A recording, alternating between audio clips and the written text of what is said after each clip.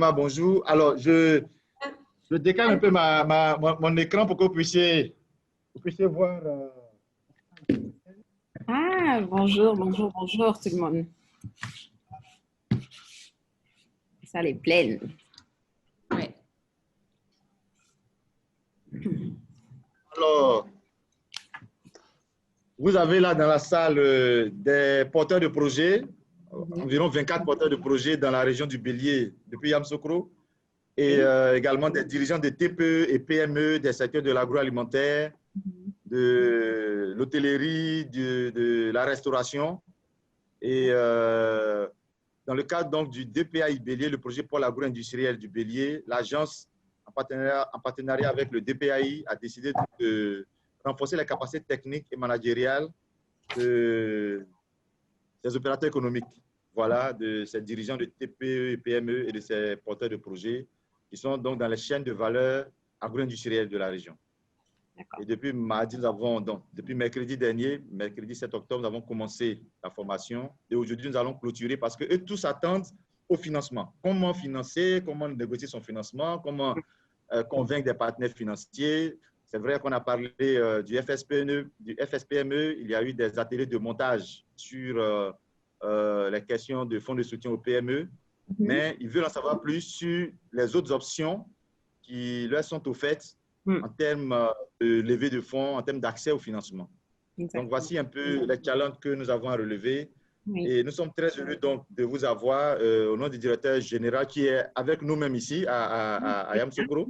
Voilà. Ouais. On a fait un peu un décalage parce qu'on a procédé à la remise des certificats et pris une photo de famille avant de commencer le webinaire pour qu'on soit plus tranquille, quoi, pour qu'on ne soit pas trop sous pression. Donc, toutes nos excuses pour le décalage. On va tout faire pour rester dans l'heure. Et mesdames et messieurs, donc j'ai l'honneur de vous présenter Soulema Abdenabi. Madame Soulema Abdenabi, elle est experte en développement, elle est experte en économie. Et tout à l'heure pourra nous décliner son profil. Et Afou Touré Sam, Madame Afou Touré Sam, qui est également experte en finance. Les deux sont des consultantes internationales, elles ont de l'expertise. Elles pourront tout à l'heure nous dire leur savoir-faire. Et Madame Afou est la directrice générale du cabinet HTS Partners et Madame Soulema Abdenabi est la directrice des opérations. Alors, cela dit, Madame Afou et Madame Soulema, vous avez la parole. Vos auditeurs sont tout oui et nous vous écoutons. Très, très bien. Merci beaucoup, Anderson, pour cette introduction. Bonjour à tout le monde. On voit que la salle est bien pleine. C'est vraiment dommage qu'on n'ait pas pu être avec vous en présence à Yamoussoukro, mais on fera de notre mieux pour pouvoir quand même essayer d'interagir avec vous et d'avoir une très, très bonne séance. Est-ce que vous nous entendez, que nous voyez bien? Vous nous voyez bien, vous nous entendez, le son, tout est bon? Si on entend, on acclame. C'est bon? Vous entendez? C'est parfait, on vous entend. Et vous voyez la présentation, ça va? La présentation, oui, mais tu peux la passer en diaporama, s'il te plaît. Exactement. C'est bon? Non, voilà, c'est parfait maintenant. OK. Très, très, très bien. Donc, comme on l'a dit, aujourd'hui, on va parler de l'accès au financement, qui est un besoin essentiel pour toute entreprise, franchement, pour croître et grandir. OK? Et donc, comment est-ce que l'accès au financement quels sont le processus, si on veut dire, d'accès au financement? Donc, on va parler d'introduction et de nos objectifs avec cette session. On va présenter notre cabinet et pourquoi nous sommes devant vous aujourd'hui. Après, on va parler spécifiquement des besoins en financement des entreprises. Quelles sont les différentes sources de ces financements-là?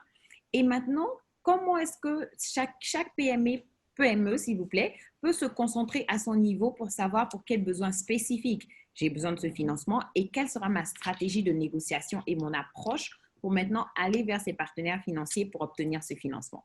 Et les deux dernières parties de la session qui sont vraiment très importantes, c'est comment constituer un dossier bancable. Et on va lister individuellement tous les éléments clés de votre business plan, mais aussi de votre dossier que vous allez présenter à votre partenaire financier. Et on va vous donner des exemples de comment maintenant réussir cette approche et cette démarche-là pour qu'au lieu de toujours avoir des noms de vos partenaires financiers, vous repartiez maintenant avec des chèques après votre demande. Donc, voici notre plan pour aujourd'hui. Très ambitieux. On essaiera de quand même aller assez vite pour vous laisser, disons, une vingtaine de minutes à la fin pour nous poser des questions pratiques. OK? Anderson nous a déjà aussi bien introduit. Comme je disais plus tôt, voici nos objectifs. On veut parler d'anticipation des besoins. Donc, quels sont les besoins spécifiques de votre entreprise, les définir et maintenant voir le financement qui vous convient. Encore la spécificité du besoin. On va parler d'astuces et de bonnes pratiques en termes de négociation, comment obtenir ce financement et dans quel cas de figure maintenant l'assistance ou le conseil d'experts ou d'autres entreprises comme la nôtre est vraiment nécessaire, surtout quand vous n'avez pas, si on veut dire, le background ou bien même l'expertise dans le domaine de la finance. Il faut toujours vous faire accompagner. OK? Donc, on va juste présenter rapidement notre cabinet. Nous, on est HTS Partners et on a un cabinet qui se concentre spécifiquement sur les PME. D'où pourquoi on travaille beaucoup avec l'Agence Côte d'Ivoire PME, le ministère et tous ces autres organismes-là qui font des PME leur principal métier, si on veut dire. Et donc, qu'est-ce qu'on fait? On fait la stratégie financière et managérielle et on prépare à l'investissement et on vous aide aussi à développer votre business et comment le croître sur un certain nombre d'années. Et on se concentre également sur les PME dirigées par des femmes. Parce que les femmes africaines ont cet esprit entrepreneurial. Elles veulent toujours créer ou vendre des choses pour pouvoir subvenir à leurs besoins et à ceux de leur famille. Donc, comment est-ce qu'on peut aider ces dames-là à non seulement passer au secteur formel, mais aussi à vraiment s'industrialiser de telle sorte qu'elles soient maintenant des championnes régionales et qu'on puisse voir toutes ces grandes entreprises-là ivoirienne, africaine, partout où on va. Donc, c'est vraiment notre objectif premier. Et les services clés qu'on donne, c'est-à-dire le renforcement de capacité, donc l'assistance technique, la préparation à l'investissement, stratégie et développement des affaires, l'optimisation des opérations. C'est une partie très importante parce qu'une fois que vous optimisez vos opérations, vous pouvez réduire vos coûts. Vous pouvez aussi voir quels sont les différents parties de votre business qui ne sont pas aussi fluides et comment les changer pour pouvoir être beaucoup plus efficient. Ou bien, si on veut dire, beaucoup plus rapide et mieux développé.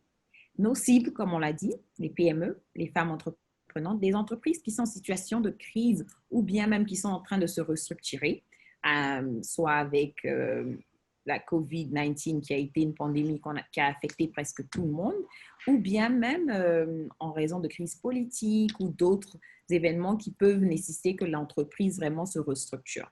On travaille aussi avec des organismes publics et des agences gouvernementaux. Et en termes de partenariat, on travaille aussi avec des banques, mais les fonds d'investissement et surtout les institutions de financement et des développements comme la BAD, la Banque mondiale et d'autres fondations aussi, comme la Gates Foundation. Donc, ce sont eux, si on veut dire, nos partenaires en termes de comment on structure notre entreprise. Nos services détaillés. On a d'abord l'assistance technique, comme on l'a dit. Ça, c'est surtout un accompagnement approfondi.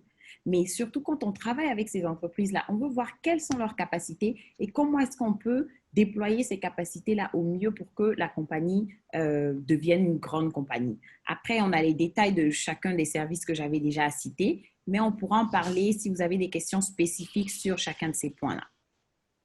Maintenant, en termes de notre expérience et pourquoi on est devant vous aujourd'hui, on a de l'expérience au niveau international, mais aussi local. Donc, on a travaillé en Europe, en Amérique, en France, dans d'autres pays de l'Afrique de l'Ouest et même Afrique du Nord.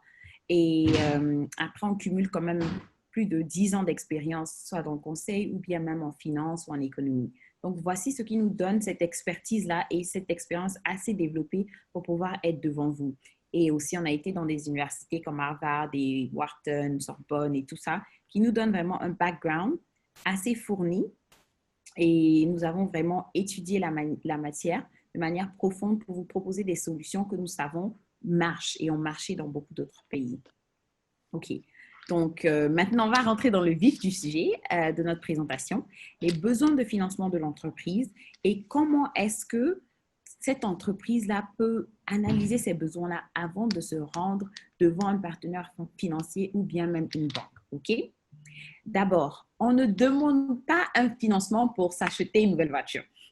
On ne demande pas un financement pour payer son loyer. Il faut que la raison pour laquelle vous demandez ce financement soit essentielle et indispensable au fonctionnement de l'entreprise. Et quels sont ces besoins essentiels ou indispensables? C'est par exemple si vous devez construire une nouvelle usine de transformation parce que celle dont vous avez est trop petite ou bien elle ne fonctionne plus. Si vous êtes, disons, une styliste couturière, vous devez payer de nouvelles machines. C'est ce qu'on appelle indispensable au fonctionnement de l'entreprise. Donc, vous devez toujours pouvoir dissocier vos besoins propres des besoins de l'entreprise parce qu'une banque ou aucun partenaire financier ne vous financera pour payer vos salaires. Parce que là, on se dit qu'après, vous n'arrivez même pas à vous-même, si on veut dire, pouvoir diriger votre entreprise. Donc, il faut que vous identifiez ces besoins-là. Ça, c'est la première partie. Et qu'une fois que vous identifiez ce besoin-là, qu'il puisse développer votre activité. Et donc, vous devez pouvoir raconter l'histoire pour dire que maintenant, si je paye ces 2 machines à coudre-là, ça va me permettre de produire, si on veut dire, 10 tenues de plus par semaine. Et donc, je vais faire encore, disons, 100 000 ou 200 000 de plus par mois. Et quand vous arrivez à raconter cette histoire-là, ça rend votre investissement plus crédible. Et donc, on parle de rentabilité sur le moyen et le long terme. Et ça doit être conforme à votre cœur de métier, comme j'ai dit. Si vous êtes styliste couturier, vous demandez pour des machines à coudre, pour votre foyer ou pour d'autres choses comme ça pour votre atelier. Si vous êtes, disons, ingénieur, vous travaillez dans le service de la tech, vous allez demander des ordinateurs et d'autres choses. Donc, ça doit être conforme à votre activité et essentiel et indispensable à l'entreprise. Maintenant, on a différents besoins et différents types de financement. Donc, ma partenaire Souleyma va maintenant nous parler des sources de financement et comment est-ce qu'on peut appliquer ces sources de financement en fonction des besoins de l'entreprise. OK. Souleyma, je te passe la parole. Oui, merci beaucoup Afou. Alors, comme on l'a toujours répété, Afou l'a dit, Anderson avant elle, etc. Donc, vraiment, l'accès au financement, il prouve à quel point ici, l'accès au financement est défaillant ici en Afrique et il demeure le souci majeur. Parfois, parce qu'il n'y a pas d'instruments assez innovants, hein, on le dit souvent, mais aussi parfois parce que la personne qui recherche ces financements-là n'a pas toute l'information. Donc, on a tendance parfois à aller directement vers les prêts, vers les banques, etc., vers les fonds, mais il existe d'autres moyens. Donc, aujourd'hui, ce qu'on essaie de faire avec vous, c'est étaler ces différents moyens de financement, ces sources de financement, pour que les entrepreneurs que vous êtes sachiez quelle source est adéquate pour votre besoin spécifique. Donc, on a fait un petit groupement. On rentrera dans les détails tout à l'heure, mais alors, les sources de financement, d'abord, il y a l'investissement personnel. Alors, l'investissement personnel, c'est ce qu'on appelle l'autofinancement. C'est ce qu'on a, c'est-à-dire l'argent qu'on a, dont on dispose.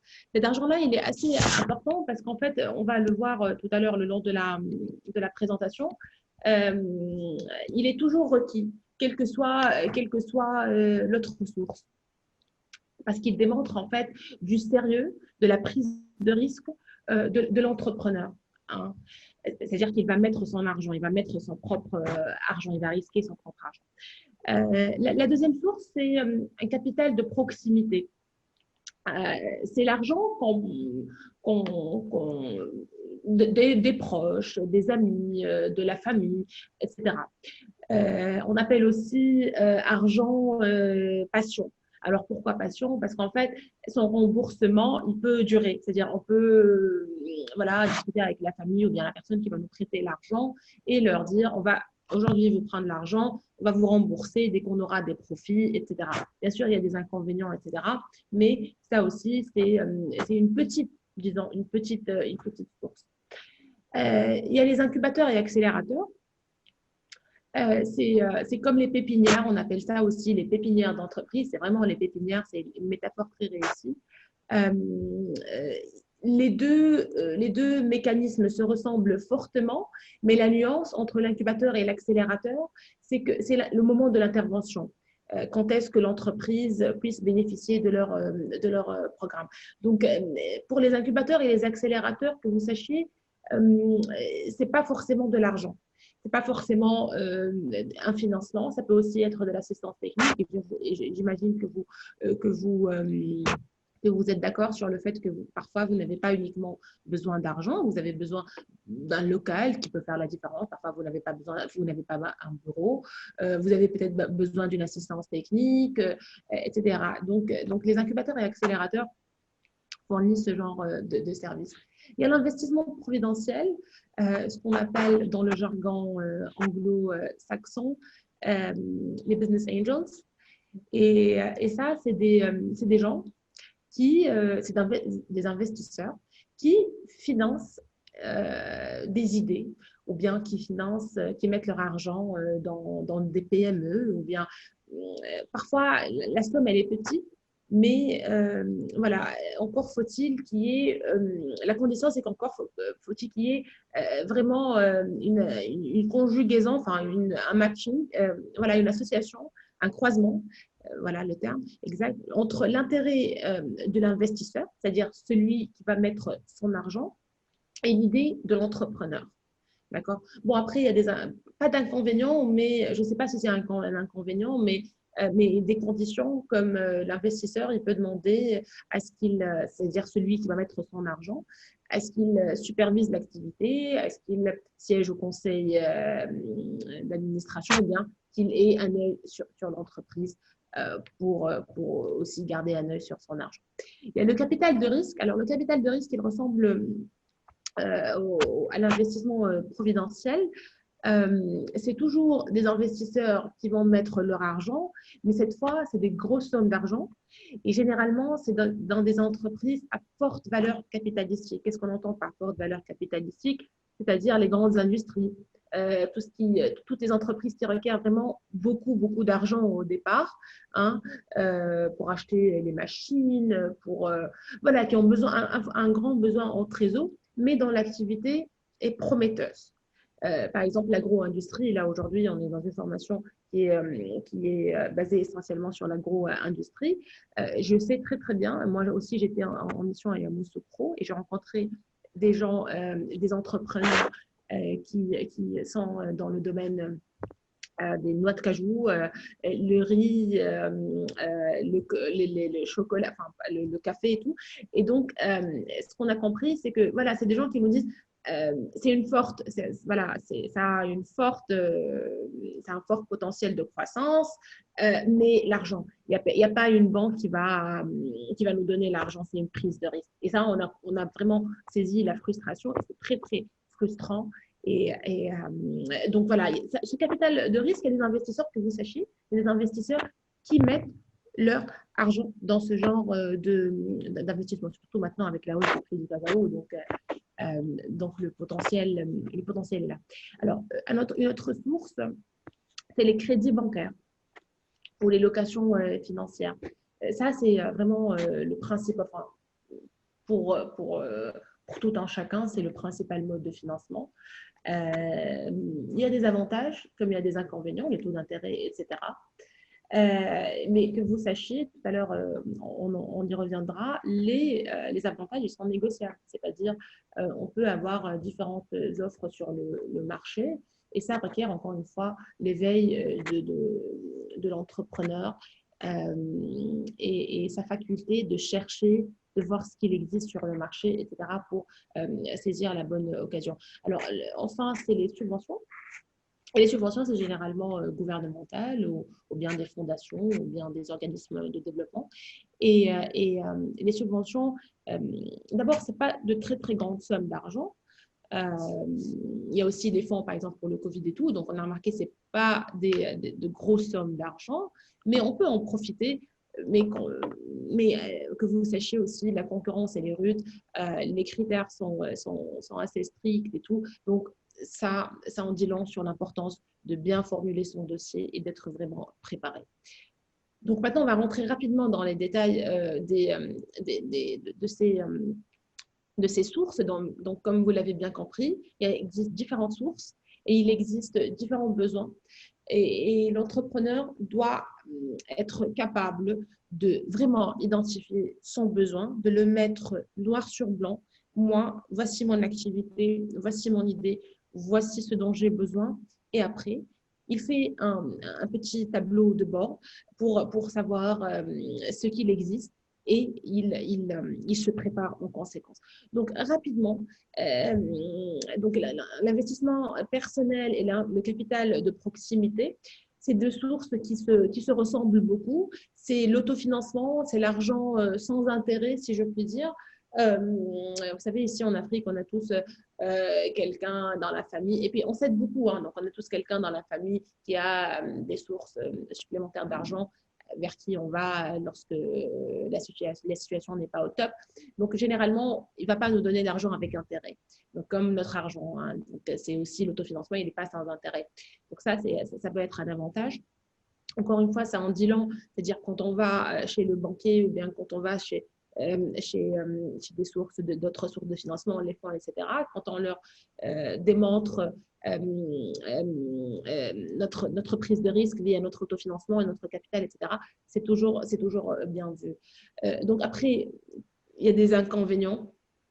Encore une fois, sur des sommes petites et parfois quand c'est l'argent prêté des familles ou bien des amis, ça porte à conflit. Et c'est pour ça qu'on dit les bons comptes sont les bons amis, c'est-à-dire on peut prêter de l'argent, mais ça ne veut pas dire que vous allez rentrer dans l'activité ou bien vous allez donner votre avis, etc.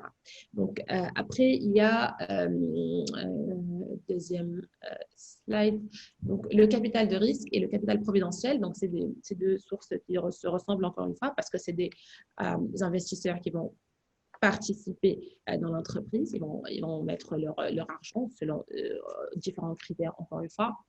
La différence maintenant, elle réside dans la valeur de l'entreprise, la valeur des actions et du potentiel. Donc, pour les investisseurs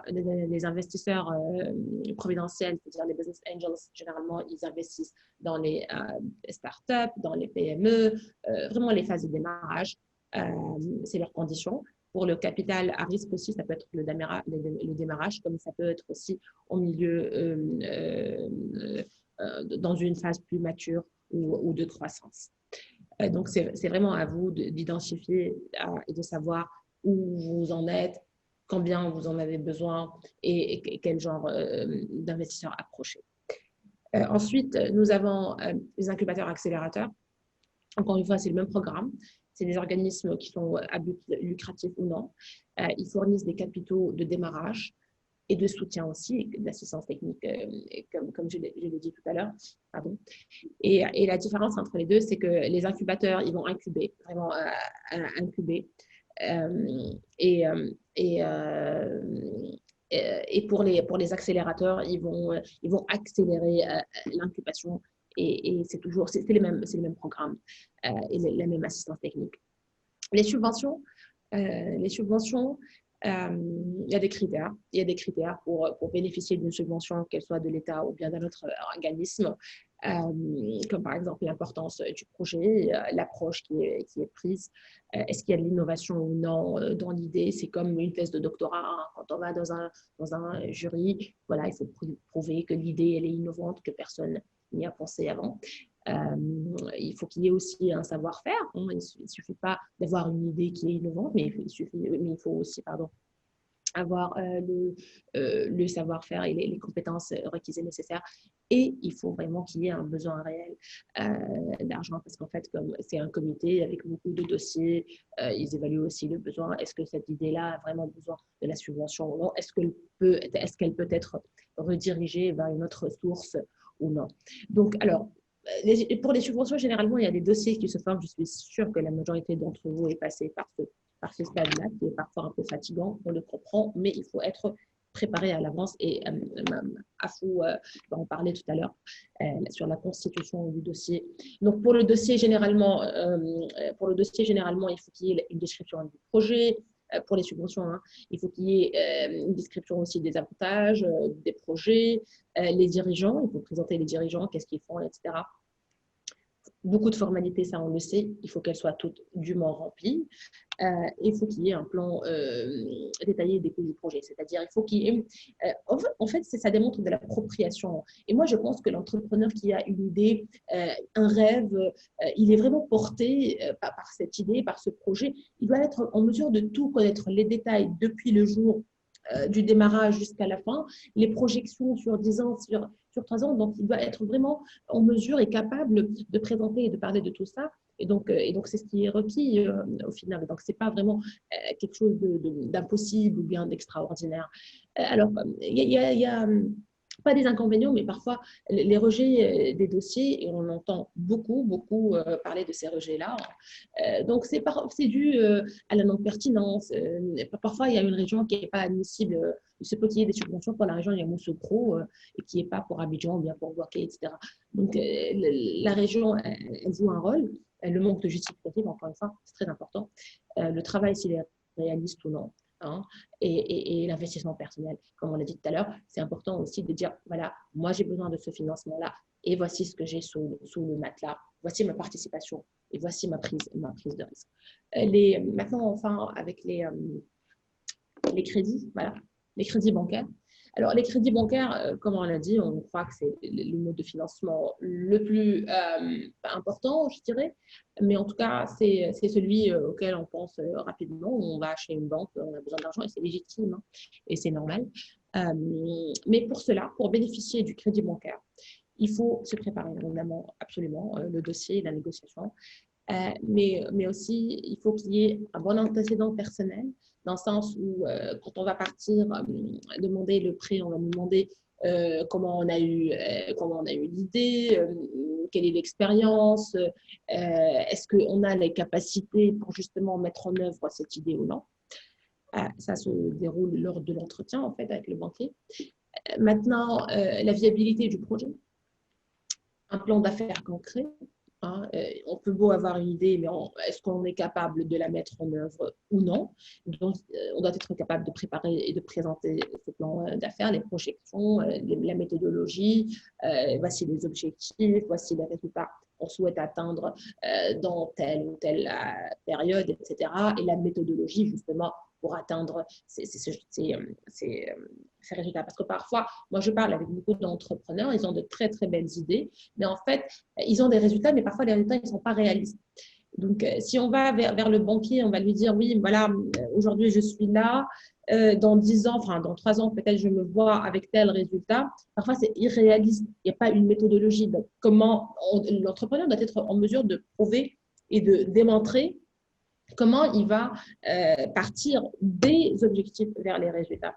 La solidité financière aussi est un critère pour l'obtention du prêt. Il faut qu'il y ait des projections financières, le passif aussi et l'historique. Voilà, l'historique de la personne qui va prendre le prêt aussi joue un rôle. Enfin, la garantie personnelle, encore une fois, la garantie personnelle, elle est toujours importante et elle est très, très bien vue chez le banquier. Donc, on ramène notre argent et rajoutez-moi à mon argent. D'ailleurs, pour information, on peut avoir beaucoup d'argent et l'autofinancement, il n'est pas très… c'est-à-dire, on peut avoir de l'autofinancement, mais il est important aussi de prendre du crédit. Hein. Donc, le crédit bancaire, il est aussi important, même lorsqu'on a la garantie. Maintenant, juste quelques petits conseils rapidement. Et là, on sera sur le… Voilà. Il faut diversifier. Ça, vous l'aurez compris. Je l'ai répété à plusieurs reprises, il faut diversifier les sources. Alors, pourquoi il faut diversifier? Pour justement résister parfois aux baisses éventuelles. Parfois, il y a des sources qui sont plus difficiles que d'autres, ou bien l'argent, il est plus petit que… voilà, donc il faut diversifier voilà, justement pour diviser le risque aussi. Donc, il ne faut pas mettre tous les œufs dans le même panier. Il faut rechercher. Pour diversifier, il faut rechercher, il faut être réveillé, il faut rechercher, il faut voir et démontrer de sa proactivité, et en parler et dire que voilà, moi j'ai fait une recherche, voilà, voici les sources qui existent et finalement j'avais compris que si aujourd'hui je suis là devant vous en train de vous demander de l'argent, c'est que je suis sûre que votre source est la mieux adaptée à mon besoin. Il faut comparer aussi, comme on l'a dit pour les prix, tout est négociable. Il faut comparer, il faut voir les offres, quel intérêt nous convient le plus et quelle entreprise ou bien quelle institution financière nous convient le plus. Pourquoi pas? C'est pas parce qu'on demande l'argent qu'on peut pas comparer. Il faut se préparer et il faut prendre la relève là tout de suite pour justement rebondir dessus. Se préparer convenablement, il ne faut pas prendre la chose à la légère, c'est sérieux. Le dossier, c'est un peu fatigant, mais c'est une étape important, enfin indispensable, si je puis, et se préparer à l'entretien. Donc voilà un petit aperçu. Enfin, ouais, voilà, on a étalé. J'espère que c'était clair, c'était intéressant. Et bien sûr, je reste ouverte pour toutes les questions. Merci beaucoup, Suleima. Et donc, moi, je vais maintenant aller spécifiquement sur les stratégies de négociation. OK? Et on a listé ici 7 bonnes stratégies de comment vraiment négocier votre prêt. La première des choses à toujours avoir, c'est une solution de rechange. OK? On appelle ça MESOR ou bien, si on veut dire, le BATNA. Quelle est votre meilleure solution de rechange ou bien votre best alternative? C'est-à-dire que quand vous allez devant un partenaire financier, et que vous, dans votre fort propre, vous pensez que c'est le seul moyen que vous pouvez commencer cette entreprise-là, si cette personne ne vous donne pas 1 million, vous ne pouvez rien, vous vous mettez dans une position où vous acceptez toutes sortes de conditions qui ne vont pas nécessairement bénéficier votre entreprise. Donc, c'est de réfléchir, OK, j'ai besoin d'1 million pour commencer mon entreprise. Je n'ai pas encore ces 1 million-là. Mais si tel partenaire financier ne me donne pas, quelle est ma deuxième option? Est-ce que j'ai un emploi en ce moment avec lequel je peux économiser 50 000 tous les mois et au bout de 20 mois, j'aurai mes 1 million? Ou bien, est-ce que je peux maintenant commencer avec 100 000, 200 000?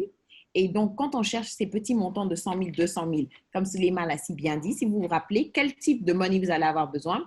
C'est le love money, c'est-à-dire friends and family, vos amis et votre famille. Comment est-ce que je peux aller vers eux pour leur demander, disons, 10 000, 20 000, 30 000? Et même si c'est vos amis, vous devez vous rappeler qu'une entreprise est toujours, c'est un business. Vous devez être correct. Vous leur définissez votre plan. Vous allez devant eux avec les mêmes éléments, comme si vous alliez devant une banque. Comme ça, ils savent que c'est quelque chose de sérieux et que vous n'êtes pas juste venu pour leur tendre la main. Donc, avoir cette alternative vous permettra vraiment, quand vous êtes en face de vos partenaires financiers, de rester dans une optique positive. Comme ça, vous ne vous dites pas, oh, même s'il me dit de payer des intérêts de 50%, je vais prendre parce que je n'ai pas d'autre solution. C'est la partie la plus importante. La deuxième chose, vous devez connaître vos chiffres. Et connaître vos chiffres ne dit pas que vous devez être un professionnel financier, mais vous devez savoir quand je demande votre chiffre d'affaires, c'est-à-dire combien est-ce que vous vendez tous les jours, vous devez pouvoir me dire je vends à hauteur de 30 000 francs tous les jours. Quels sont vos coûts? Bon, je paye ma marchandise à 20 000. Donc, quel est votre résultat net? 10 000. Vous devez pouvoir dire ces chiffres-là et les présenter de manière nette.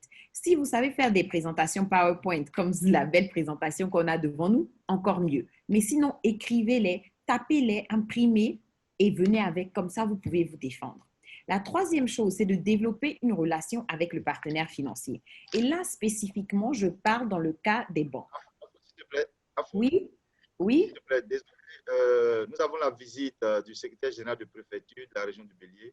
D'accord. Donc, nous juste 1 minute. Il va dire un mot à l'endroit des participants. OK. Et nous avons juste 1 minute, s'il vous plaît. Pas de problème. Donc, on va en pause. Désolé. Ça Voilà. marche. Donc, voilà. On laisse le micro ouvert. Vous allez écouter aussi son mot, s'il vous plaît.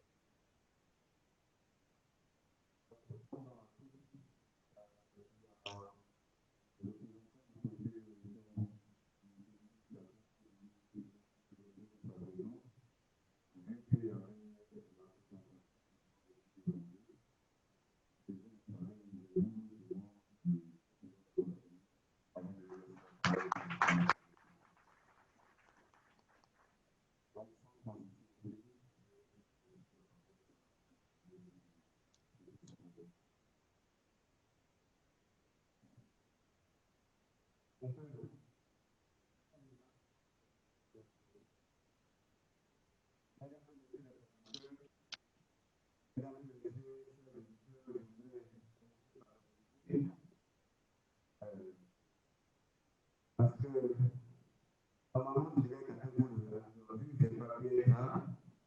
Et ce matin, j'arrive un peu les choses d'activité et nous devons nous motiver. Ceci dit, j'ai tenu un classe de la paix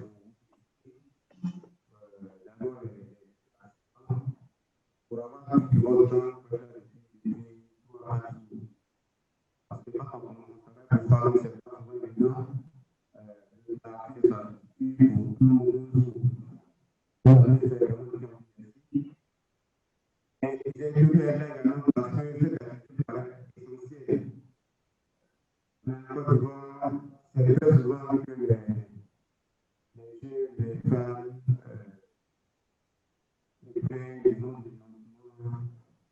dossier financier de l'entreprise par le financement.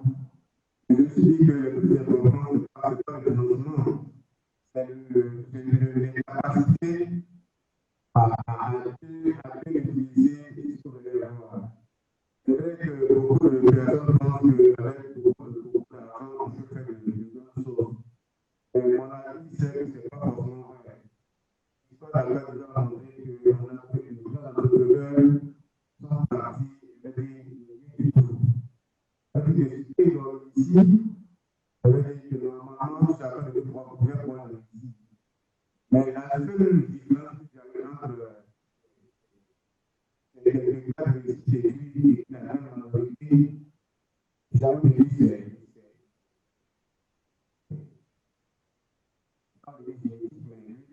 le sens des affaires. C'est un homme qui a été rencontré par quelques connaissances qui ont dû apprendre ça et là. Donc, quand je suis venu avec vous, ça dit merci, vous félicitez, vous demandez de poursuivre. C'est vrai que vous avez passé quelque chose ici, moi dans votre structure.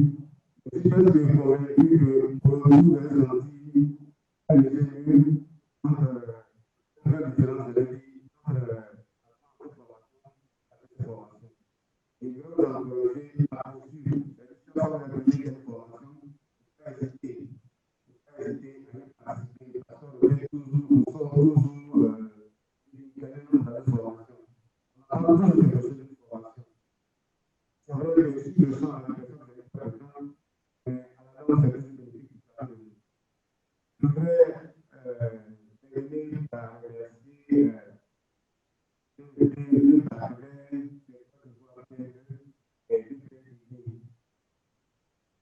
je souhaite que ces partenaires puissent vraiment prospérer au cours de toutes les populations du pays. Parce qu'ils viennent des sports de chef et des champions nationaux, des entrepreneurs nationaux qui pourraient rivaliser avec les projets de tout le monde entier. Mais en même temps, je suis convaincu que le droit se fait par la connaissance. Aujourd'hui, on ne peut plus gérer certaines entreprises, on a envie de dire de façon empirique. Il faut avoir des personnes précises, avec des suivis, l'adaptation. C'est-à-dire que cette adaptation, c'est ce que je tiens, il y a toujours un aspect scientifique, un aspect, je veux dire, logique dans ce que nous faisons. Alors, on dit, comme je dis la tâche, comme les changements avec ce que c'est vrai que beaucoup de réflexions, de formations, vous avez appris que certaines de vos pratiques étaient dépassées, mais étaient défenses pour la qualité. Donc, il s'agit pour vous de faire en sorte que les bonnes pratiques que vous devez enseigner soient effectivement adoptées par chacun de vous. Parce que c'est jamais comme ça qu'on pourra construire. Merci encore d'avoir été. Merci d'avoir permis de vous. Et merci d'avoir accepté de voir la séance de l'écouter. Et toutes mes excuses encore. Merci.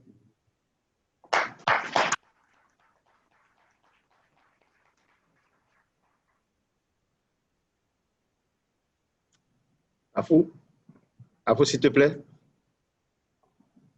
Oui, c'est bon. Vous m'entendez maintenant? On vous attend. OK, très, très, très bien. Voilà.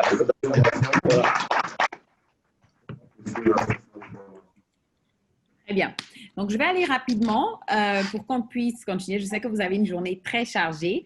Donc, j'étais au deuxième point qui disait principalement de connaître les chiffres de l'entreprise de manière claire et bien les présenter. Le troisième point, c'était de développer une relation avec votre partenaire financier. Que ce soit une banque, que ce soit un fonds d'investissement, vous ne pouvez pas les rencontrer hier et aujourd'hui venir et demander un prêt de 10 millions. Quelle est la base sur laquelle ils vont vous faire confiance? Quelle est la base sur laquelle ils vont se dire que cette personne peut repayer? Et donc, quand vous voulez prendre un prêt avec une banque, ça se prépare 1 an, disons même 2 ans à l'avance. Donc, essayez d'ouvrir un compte avec eux, déposez votre argent sur leur compte chaque mois, chaque semaine, chaque jour, même si vous pouvez. Beaucoup de commerçants, beaucoup d'entrepreneurs veulent garder leur argent sur eux, mais ça ne permet pas une certaine traçabilité. La banque n'a aucune idée de combien vous gagnez par mois. Vous pouvez écrire sur un papier, bon, moi, je gagne 100 000, donc je pourrais vous payer 50 000 tous les mois.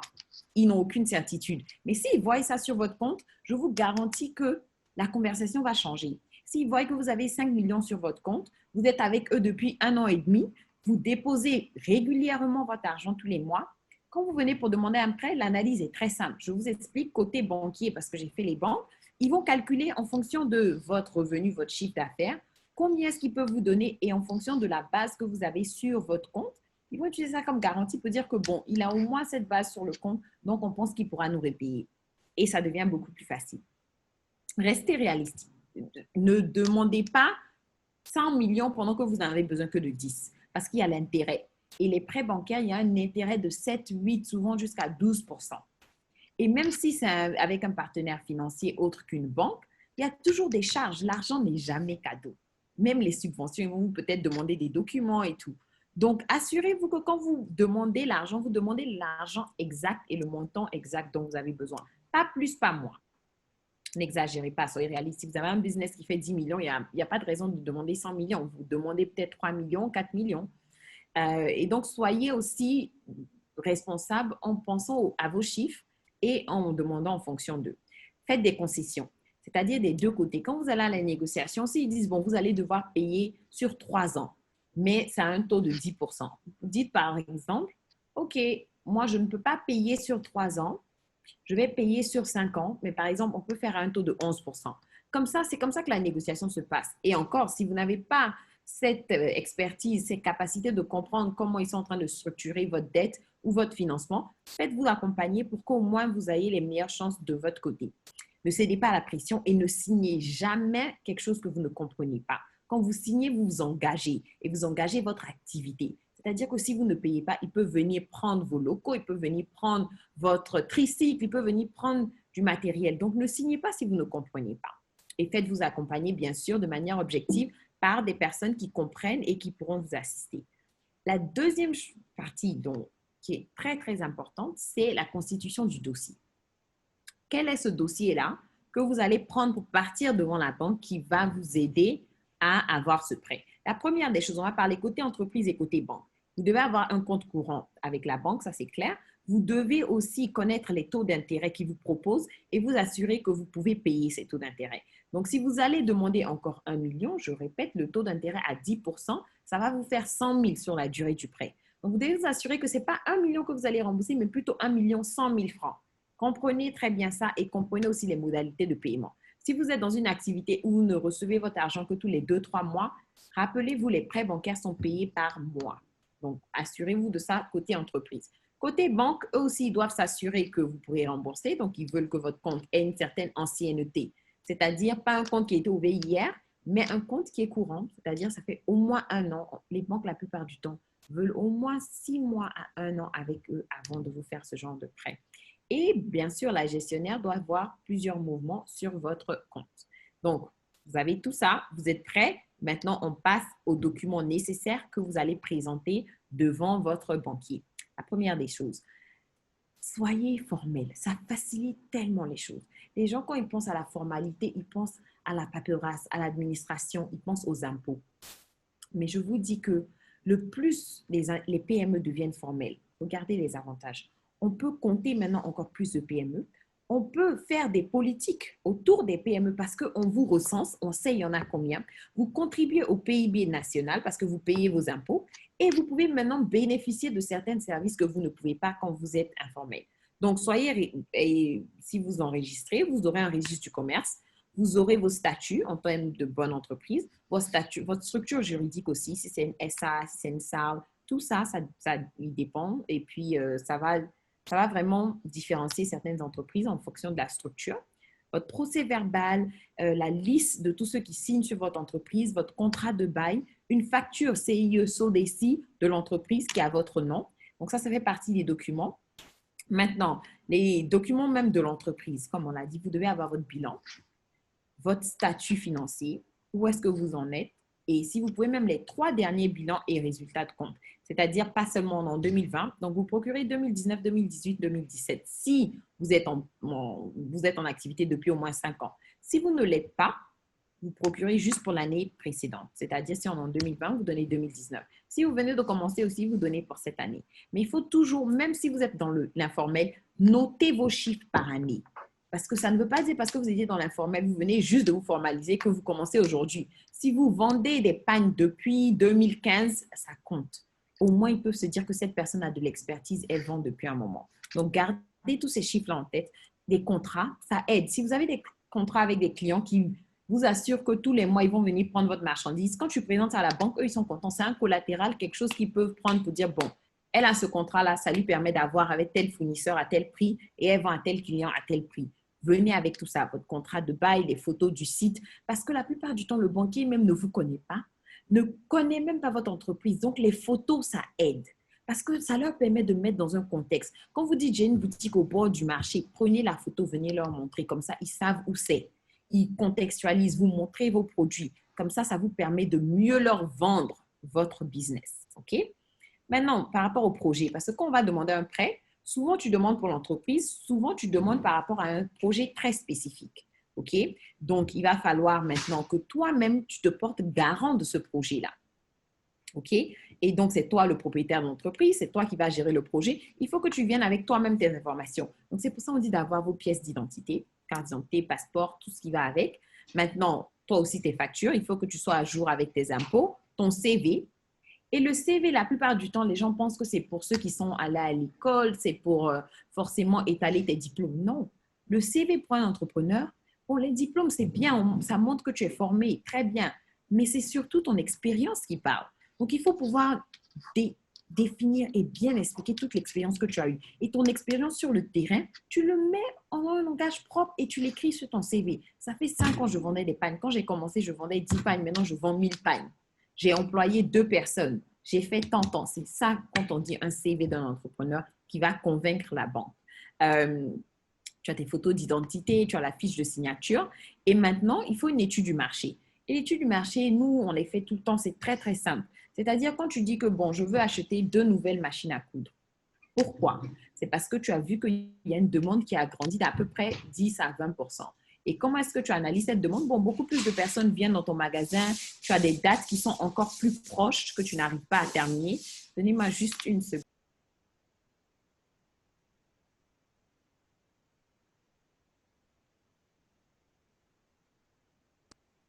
OK. Donc, je disais par rapport aux études relatives au projet, il faut juste expliquer pourquoi est-ce que tu veux faire cet investissement et comment est-ce qu'il va payer. Donc, un business plan. Un business plan est très, très, très, très nécessaire parce que c'est ça qui va expliquer l'idée en détail. OK? Donc, je passe rapidement sur ça pour qu'on arrive dans le vif du sujet sur le business plan et qu'est-ce qu'il faut vraiment, les éléments clés de votre business plan. La première des choses, c'est votre vision et votre proposition de valeur. Quels sont les produits et les services que vous proposez? Et vous devez le connaître par cœur. C'est-à-dire, nous, quand on vient devant nos clients, on dit, bon, on est HTS Partners. Nous, quand on va travailler avec vous, on va vous aider à structurer, à faire vos dossiers financiers et à pouvoir faire tant. Et voici comment on propose nos services. Et quelles sont les activités de l'entreprise? Vous avez vu dans la présentation plus tôt, je vous ai listé 5-6 activités et c'est nos activités principales. Si on vient nous appeler pour des audits, on les envoie vers d'autres cabinets parce que ce n'est pas notre activité de faire des audits. Si on vient vers nous pour faire, par exemple, un registre de commerce ou bien essayer même de faire des trucs relatifs à la loi, ça, ce n'est pas notre métier. On va vous envoyer vers un notaire. Donc, c'est tout ça. Il faut connaître les activités de votre entreprise et les définir dans un business plan. Et un business plan, c'est un document. Ça peut être un papier, vous imprimez. Ça peut être une présentation PowerPoint très simple que vous mettez où vous définissez tous ces points-là. Donc, première page, votre vision et votre proposition de valeur. Deuxième page, les activités de l'entreprise. Troisièmement, le business model ou le modèle économique. C'est-à-dire, comment est-ce que je fais de l'argent? Si je vends mes pagnes, quand je les paye à tel montant, je les vends à tel montant et voici comment je gagne de l'argent. Quel est ma marketing et ma stratégie de vente? C'est-à-dire mon marketing, s'il vous plaît. Par exemple, est-ce que je suis au bord de la route, donc on me voit, donc c'est plutôt les passants. Est-ce que je suis sur les réseaux sociaux, où c'est là-bas que j'arrive à faire de la promotion de mon produit? Ou bien même, est-ce que je travaille avec des distributeurs globaux ou bien des gens qui vont livrer pour moi? Comment est-ce que je me positionne pour vendre mon produit et comment est-ce que je fais la promotion de ce produit-là? Qui est dans mon équipe? Moi, je suis expert en tant, mais on ne peut jamais être expert en tout. On peut connaître un peu de tout, mais pour être expert, il faut toujours se faire entourer. Donc, est-ce que je travaille avec des personnes qui, par exemple, savent faire le marketing? J'ai un contrôleur aussi qui m'aide avec tout ce qui est finance. Qui est dans mon équipe et comment est-ce que je les paye? Quel est leur rôle? Ça, c'est la 5e partie de ton business plan. La compétition, on n'est jamais seul. Sur tous les marchés, il y a toujours quelqu'un. Donc, comment est-ce qu'ils opèrent? Et comment est-ce que je me différencie de telle sorte que tout le monde va chez la voisine et moi, je suis là, mais je n'ai aucun client. Donc, il faut savoir connaître sa compétition et savoir se différencier de sa compétition. Quel est le marché que je vise? C'est-à-dire, est-ce qu'aujourd'hui, j'ai des clients qui sont entre la tranche d'âge, c'est des femmes de 30 à 40, 50 ans, mais maintenant, je vais commencer à faire des petites robes qui sont sur mesure pour viser une clientèle qui est beaucoup plus jeune, qui maintenant veut consommer et porter encore plus le paille. Avoir cette vision-là, comme ça, quand je vais demander pour payer mes 2, 3, 4, 5 machines, je sais maintenant que c'est pour cette vision de mon marché-là que je veux. La stratégie opérationnelle. Comment est-ce que je vais mettre en opération? Je vais prendre de nouveaux couturiers. Comment est-ce que ça va se passer sur le terrain et comment est-ce que je vais implémenter ce nouveau projet? Quel est mon plan de communication? Comment est-ce que je vais le communiquer?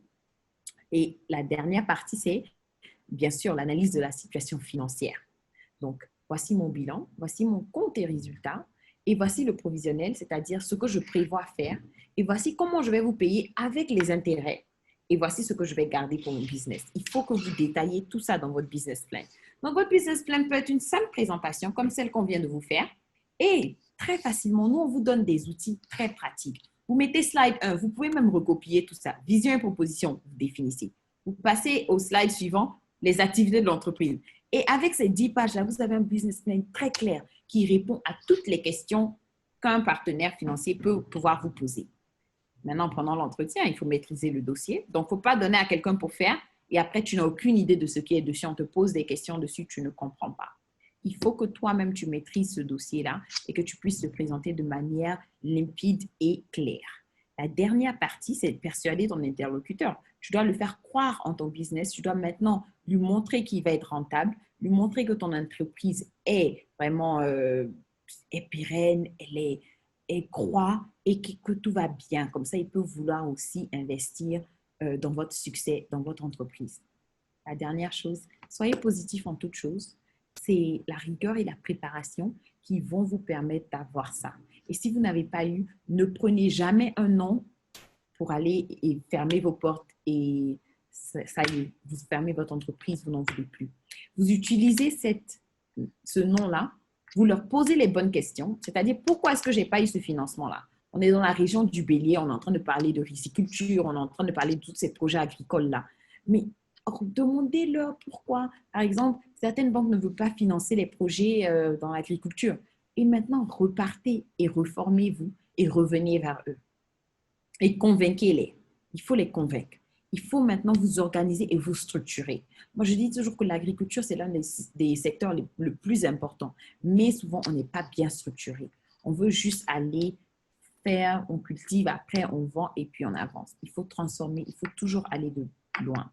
Et puis une transparence, hein, il faut vraiment que la banque puisse avoir confiance en vous, vos partenaires financiers, quels qu'ils soient, puissent maintenant être convaincus que le financement là, c'est pas eux seuls qui vont perdre, c'est vous, vous gagnez ensemble, vous perdez ensemble. Et donc vous voulez vraiment que l'entreprise aille loin pour que tout ça puisse vraiment fructifier et que le projet ou le business marche.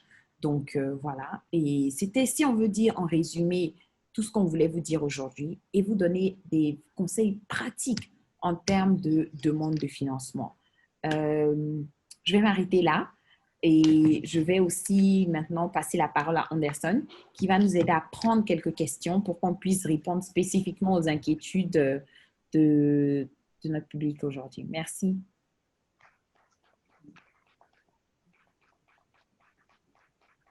Merci à vous, merci à toi également, Suleiman. C'est parfait. Je crois qu'on essaie de rester dans le timing. On va prendre quelques questions. des participants et des participantes, des porteurs de projets, des dirigeants de PME et TPE. Voilà. Vous qui parliez tout à l'heure ou depuis le mercredi de financement, nos experts sont à vous. Posez-leur les questions qui vous trottinent dans la tête, les défis auxquels vous êtes confrontés en termes d'accès au financement ou de levée de fonds. Quelles vous répondent, s'il vous plaît?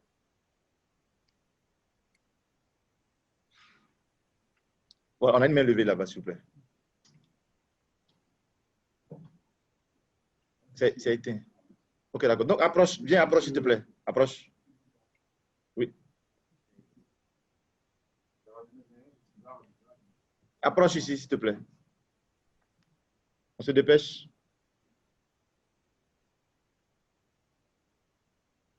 On a un souci avec notre micro. Il n'y a pas de problème. Les aléas du direct. Dieu merci, la technologie et le Wi-Fi, tout ça marche. Donc, voilà. Je suis Kofi Kwako Ama. Bonjour. Bonjour, madame. Et je suis un porteur de projet. Nous avons débuté. Nous faisons la fabrication de couveuses manuelles et nous produisons des poussins et des caïtos. Mais notre souci, c'est par rapport au Love Money. Pour un débutant, il est préférable de passer par les demandes de financement par Love Money. Et souvent, les problèmes auxquels nous sommes confrontés, c'est que lorsqu'on va voir un partenaire pour que la personne nous aide, la personne se voit elle-même faire le projet. Maintenant, dans ce cas, comment nous devons faire? Exactement. Merci beaucoup de la question. Hein. C'est une question très intéressante parce qu'en fait, c'est ça l'inconvénient du Love Money. C'est-à-dire quand on va chez quelqu'un de la famille ou bien notre frère, notre tante, notre oncle, etc., il va donner l'argent et après, il va nous demander de donner son avis, de faire partie du projet, etc. Donc maintenant, il faut vraiment être clair dès le départ. Moi-même et Afou n'avons pas arrêté de le dire. Il faut être clair. Vous allez m'aider, je vais vous rembourser d'un X temps, mais vous n'avez pas à interagir avec le projet. Les bons comptes font les bons amis. Il faut dire ça, il faut être clair d'emblée, dès le départ. Merci de votre argent, mais le projet, il faut être clair. Un entrepreneur, c'est quelqu'un qui a du caractère et c'est quelqu'un qui sait prendre les décisions et sait dire son avis. Donc, vous prenez, merci, mais vous ne pouvez pas faire partie de l'idée. Après, il y a des gens qui peuvent être intéressants pour le projet aussi, hein, qui font partie de la famille et tout. Mais si l'entrepreneur juge que cette personne-là n'a pas à avoir dans le projet, qu'ils le disent dès le départ. Merci.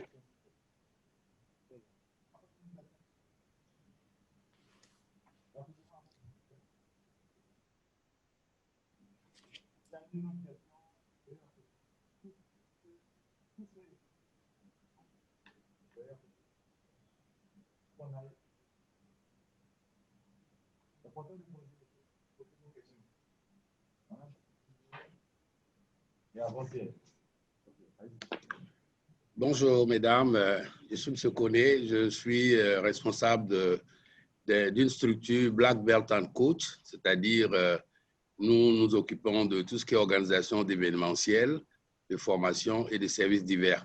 Alors, cette petite structure a démarré par la mise en place de centres de formation sportive et marche, ici par exemple. Mais à partir de cette petite activité, on voudrait devenir une vraie structure. Donc, nous avons essayé de mettre sur place des documents, registre de commerce, et tout ce qu'il y a comme documents administratifs. Mais actuellement, nous sommes à la recherche de financement. Et avec la situation de la COVID, on s'est inscrit à travers la fédération comment dirais-je, des hôteliers de Côte d'Ivoire.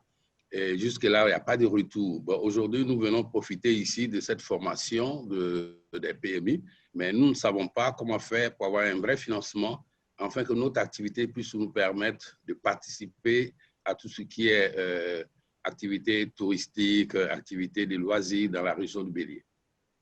Voilà. Merci. Merci beaucoup pour votre question. Et donc, c'est effectivement ça, c'est une autre partie de la question. Les entrepreneurs ou bien même les gérants d'entreprise peuvent être formés, mais après, quand il n'y a pas la structure en face qui est prêt aussi à vous assister ou à vous appuyer ou à vous financer, ben maintenant, on a, si on veut dire, un trou au milieu. Vous êtes formé, vous avez fait ce que vous pouvez, vous êtes arrivé maintenant à la ligne, il faut eux aussi qu'ils arrivent à la ligne. Et c'est pourquoi ce projet dans la région du Bélier est très important parce que normalement, ils ont mis des investisseurs, ils ont mis le secteur public, ils ont mis le secteur privé et ils les rassemblent pour que vous puissiez travailler ensemble. Et donc déjà, votre premier pas de venir à cette session est très important parce que vous vous imprégnez, vous commencez à connaître les acteurs. Maintenant, c'est de voir la deuxième étape, ces acteurs financiers qui sont là. C'est-à-dire, on peut avoir des banques de microfinance qui financent aussi des petites entreprises ou bien même des banques commerciales. On sait qu'il y a déjà quelques banques qui sont prêtes à appuyer ce projet-là. Et maintenant, faire de votre part et essayer autant que possible de commencer une relation avec eux, ouvrir des comptes avec eux et voir dans quelle mesure ils peuvent vous financer. Et maintenant, c'est au secteur public, avec maintenant des agences comme l'agence Crédit PME et plein d'autres agences de support qui maintenant vont vous mettre ensemble pour dire, bon, on a cette entreprise-là qui a essayé, qui a fait ce qu'elle pouvait. Vous, qu'est-ce que vous pouvez faire? Et c'est d'avoir cette négociation-là. Comme ça, on peut avoir des réponses concrètes avec un financement. Bon, tu veux 2 millions, on ne peut pas te donner ça, voici 500 000. Et puis, voilà comment on peut faire. C'est de vraiment faire tout le monde passer cette étape de formation, de discussion et d'aller au concret où maintenant, on est en train de signer des chèques, au fait. J'ai juste un commentaire rapide, en fait, par rapport à l'activité du tourisme, justement, parce que c'est une activité, vous n'êtes pas le seul à avoir un impact négatif. Hein. C'est partout dans le monde, l'événementiel, le tourisme, la restauration, l'hôtellerie, etc. C'est des activités qui ont été fortement et négativement impactées par la crise. Donc, moi, si j'ai un conseil, c'est vraiment c'est de diversifier l'activité, parce que ça ne va pas s'ouvrir le lendemain. Hein. Il y a beaucoup, il y a entre-temps, vraiment, on va attendre quelques mois pour que l'activité reprenne de plus belle. Mais moi, si j'ai un conseil, c'est d'essayer de diversifier votre activité et peut-être votre nouvelle activité, vous pourrez avoir le financement adéquat selon le besoin de la région dans laquelle vous êtes. Merci de votre présence. Merci beaucoup. Une dernière question, s'il vous plaît. Une dernière question. Il n'y a pas de question. S'il n'y a pas de question, alors on va ovationner nos formateurs. Voilà. Afou et Soulema, je crois qu'il est 11h15 pratiquement. Nous sommes à 11h16 et compte tenu de votre diligence, on tient au nom du directeur général de l'agence Côte d'Ivoire PME et de la coordonnatrice du DPAI Bélier. Le DPAI Bélier est un projet financé par la BAD. Voilà, et vous le savez très bien, je crois bien. Donc, nous sommes très heureux de vous avoir et ce fut un partage d'environ 1 heure et nous nous excusons pour les petits désagréments liés au direct. Non, pas de souci. Et nous avons été instruits, je pense que les porteurs de projet ont très bien compris tout le processus pour accéder au financement, ainsi que les PME, TPE. Certainement, c'est ce qui motive le fait qu'il n'y a pas suffisamment de questions parce que vous avez été suffisamment précise et concise et assez claire. Et nous tenons donc à vous remercier infiniment. C'est parti remise. L'agence se déploie au fur et à mesure en région. Et si on ne peut pas vous avoir en présentiel, on va essayer d'initier ce genre de webinaire avec vous. Peut-être sur d'autres thématiques, bien sûr, pour qu'on puisse toucher tout l'écosystème entrepreneurial qui se trouve en région, vu que nous visons le développement local et pour pouvoir donc booster nos économies locales. Merci infiniment à vous et très bonne journée. On se reverra certainement les prochaines semaines à Abidjan parce que je suis encore ici pour quelques jours encore. Très bien. Merci à tous et puis très bon vendredi. Bon week-end. Bye. Et la prochaine fois, on ira. Allez, au revoir. Voilà, on les ovations, on les dit au revoir. Au revoir. Merci. La prochaine fois, on sera là avec vous dans la salle. La prochaine fois. Au revoir. Merci. Donc, merci. Agence Côte d'Ivoire PME, accompagner l'avenir.